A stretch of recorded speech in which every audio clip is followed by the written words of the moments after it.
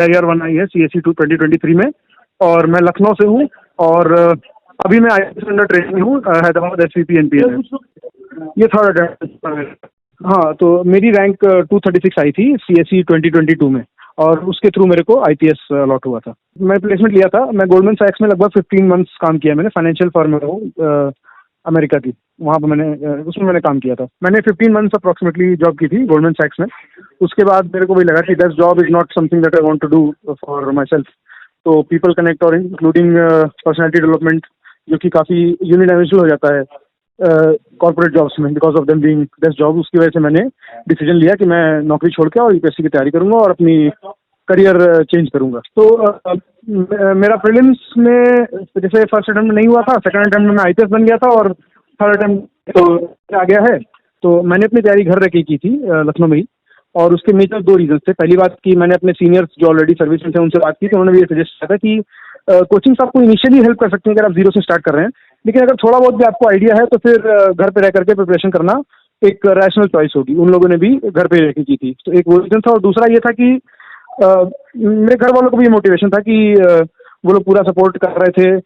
अलग से रह करके फिर खाना पानी और राशन वाशन 50 तरह की दिक्कतें रहती हैं, तो वो दिक्कतें घर में रिजॉल्व होनी थी, घर वालों का पूरा सपोर्ट था।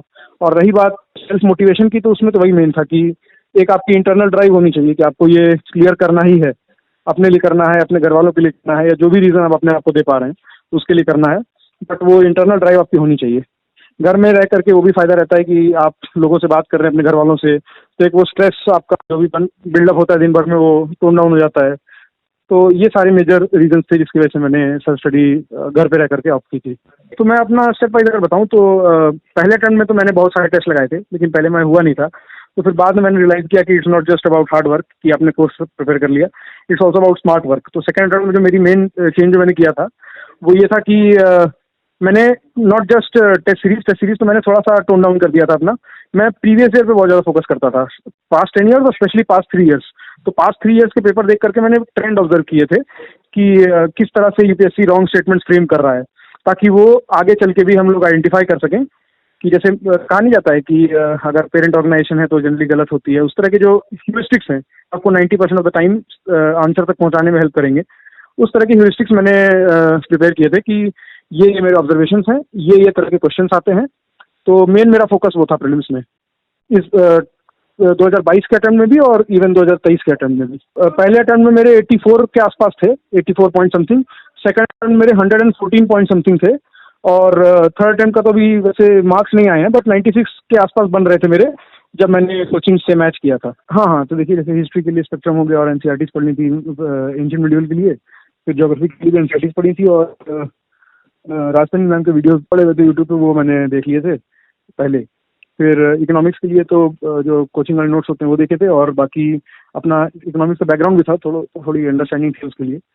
और क्या सब्जेक्ट होता है, हाँ, पॉलिटी के लिए लक्ष्मीकांत और प्लस बेयर एक्ट पढ़े थे।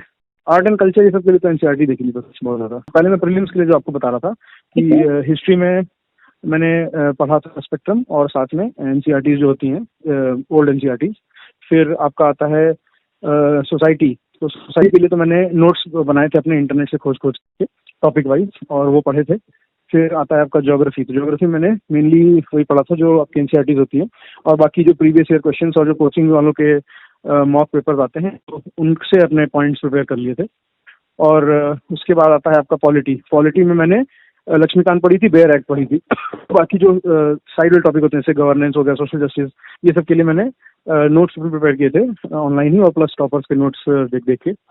फिर इंटरनेशनल रिलेशंस के लिए तो वही स्टैंडर्ड है जो PT 365, मेन 365, वो देख ली थी। हाँ, तो इकोनॉमी के लिए मैंने नोट्स भी थे, और प्लस मेरा थोड़ा बैकग्राउंड में था तो अंडरस्टैंडिंग थी, प्रीलिम्स में उतनी दिक्कत नहीं हुई। मेंस के लिए फिर मैंने PYQ और प्लस वही फिर जो कोचिंग के जो आते हैं ना सॉल्व पेपर्स सीरीज वाले, वो देख लिए थे।